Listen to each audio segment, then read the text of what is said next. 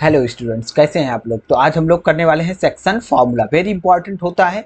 Coordinate geometry कर रहे हैं हम लोग और 4 पार्ट हम लोगों ने इससे पहले पढ़ रखा है। ठीक है, 4 पार्ट और जो कि 10-10 मिनट के ही वीडियो लेक्चर्स हैं। तो उसको अगर आपने नहीं देखा है तो अभी देख लीजिए, क्योंकि वो बहुत इंपॉर्टेंट है और इसको समझने में भी उसकी नीड है। ठीक है ना, तो उसकी ज़रूरत पड़ेगी। अच्छे से समझ में तभी आएगा जब 4 पार्ट आप वो वाला देख लीजिए। तो ठीक है ना, तो चलिए इसको देखते हैं कि क्या है सेक्शन फार्मूला। ये कोऑर्डिनेट ज्योमेट्री की जान है, जानू है। ठीक है ना, जो भी है, लेकिन बहुत ही इंपॉर्टेंट है कोऑर्डिनेट ज्योमेट्री। ठीक, पढ़ रहे हैं क्लास 10th का। तो देखिए समझिए क्या है। तो अगर देखिए ये कोई लाइन सेगमेंट है, इसको एक पॉइंट P, ठीक, ए बी एक लाइन सेगमेंट है। ए के कोऑर्डिनेट्स x1 y1 है और बी के कोऑर्डिनेट्स x2 y2 हैं और P एक पॉइंट है जिसके कोऑर्डिनेट्स x y हैं। और ये इसको m रेशियो n में अगर ये डिवाइड कर दे रहा है, ये पॉइंट P इस लाइन को m रेशियो n में इंटरनली डिवाइड कर दे रहा है, तो जो x कोऑर्डिनेट है इसकी वैल्यू ये होगी और y की वैल्यू ये होगी। तो चलिए इसको प्रूव करते हैं कि कैसे आएगा। उससे पहले एक कॉन्सेप्ट आप देख लीजिए। अगर ये x एक्सिस y एक्सिस पे हमको, ठीक, यानी कि ये कार्टेशियन प्लेन में हमें 2,3 को लोकेट करना हो तो कैसे करेंगे।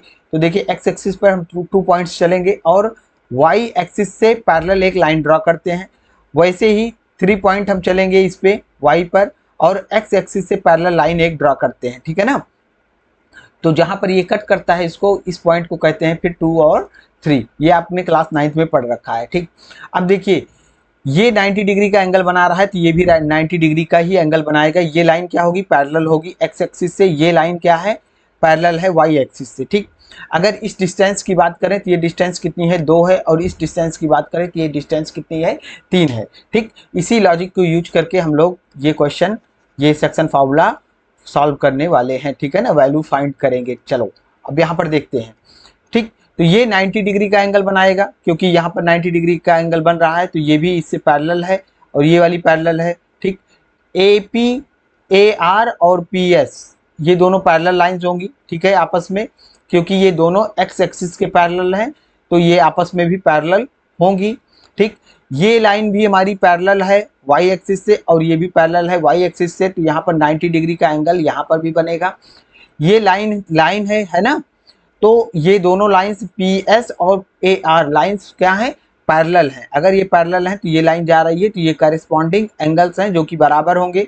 और किसी दो ट्राइंगल में अगर दो करेस्पॉन्डिंग एंगल्स इक्वल हो जाते हैं तो वो ट्राइंगल सिमिलर होते हैं।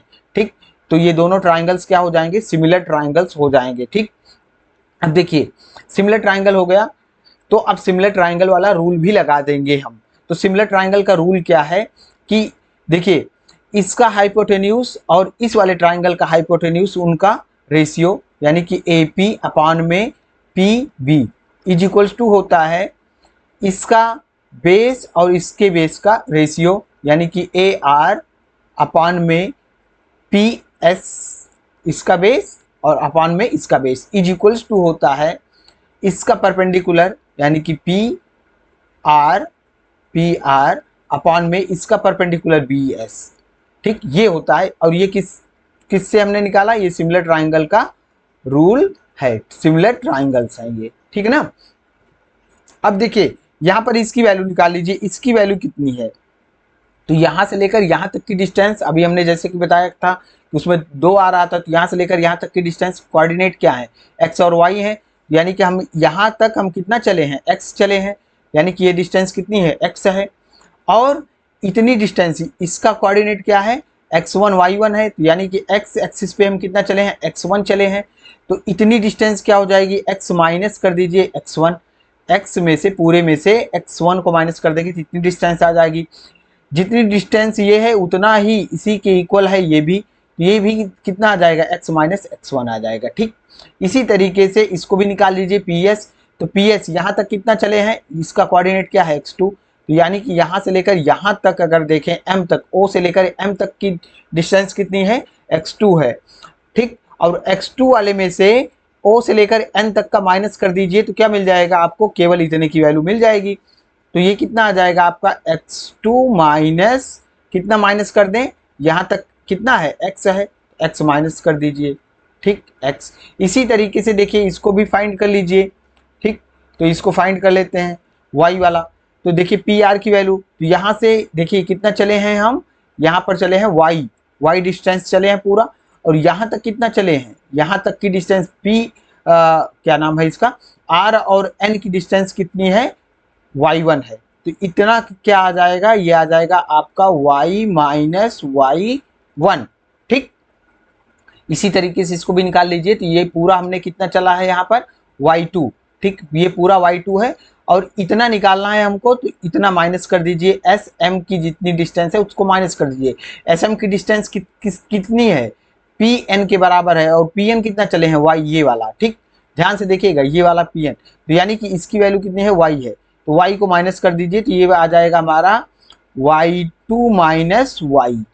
ठीक, ये आ जाएगा। अब देखिए सबकी वैल्यू पुट कर दीजिए, बस सॉल्व कर दीजिए। तो पी ए पी कितना है, m है, और पी बी कितना है, n है, is equals to a r की वैल्यू क्या है, x माइनस x1 अपान में पी एस की वैल्यू क्या है, x2 minus x, is equals to आ जाएगा आपका, देखिए पी आर की वैल्यू, तो पी आर की वैल्यू हमने निकाला था ये वाला। ठीक, इसको यहाँ पर देख लीजिए, ये वाला है पी आर की वैल्यू और ये है बी एस की वैल्यू, तो दोनों पुट कर दीजिए। ठीक, तो ये आ जाएगा हमारा पी आर की वैल्यू कितनी है, y माइनस y1 अपान में y2 माइनस y।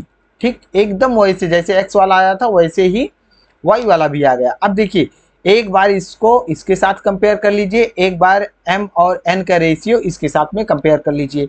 तो पहले हम इसके साथ में कंपेयर करते हैं, तो m upon n is equal to आ जाएगा x माइनस x1 अपान में x2 माइनस x। ठीक, हमें किसकी वैल्यू निकालनी है, x की वैल्यू निकालनी है, ठीक है ना।